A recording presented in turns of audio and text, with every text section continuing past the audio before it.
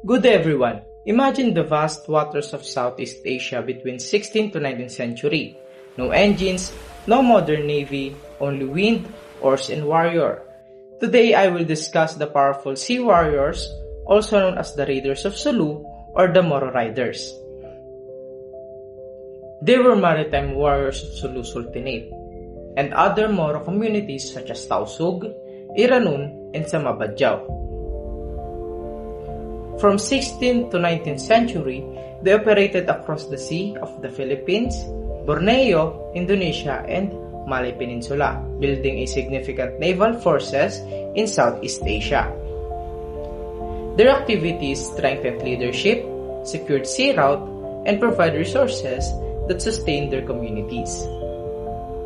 Raiding was organized and strategic. It allows them to control important maritime trade routes and reinforce political independence. It preserves social structures and leadership authority.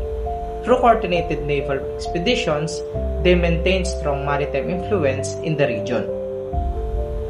Their strength relied heavily on the specialized ship, fast, durable, and designed for warfare. The Lanong was the main warship of the Iranun and the Banguigui. It measured 30 meters long and 6 meters wide. It carries cannon and had two sheer masts that function as a boarding ladders. It had 24 oars on each side. Each lalong carries 100 to 150 men including captains, warrior, crew, and rowers. During the 18th to 19th century, it serves as a flagship in large naval battles. The Garay was a fast attack ship used by the Banguigui and Samal. Built from bamboo wood and nipa palm, it was about 25 meters long and 6 meters wide. With 30 to 60 oars in each side, it was highly maneuverable and ideal for swift maritime operations. The Salisipan, also known as Kakap, was a smaller canoe-like craft. It was used for scouting, transporting warriors, and expanding raiding fleets into organized naval units. Together, these ships formed coordinated maritime forces. In naval and close combat, they used traditional weapons. The kalis or kris was a double-edged wavy sword symbolizing skill and authority.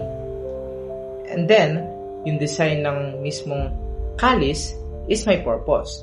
Ang purpose nun, na kapag nagkaroon ng tendency na masyadong bumaon mismo yung espada sa kalaban, mas madali nilang mariretrieve yun at mas mabilis sila makakapag-ready sa susunod na kalaban. The barong was a leaf-shaped single-edged sword used in close fighting. It is the one that the Tausug warrior used to cut off M14 and carbine because of its thick blade. This weapon is used by Muslim Filipino ethno-linguistic groups like Tausug, Sinama or Yakan in the southern Philippines. The kampilan, specially used by the Iranuns, was a heavy sword with a broad blade and decorated hilt. It was about 36 to 40 inches or 90 to 100 cm long. It is much larger and longer than other Filipino swords. It also has two horns projecting from the blunt side of the tip, which was used to pick up decapitated heads.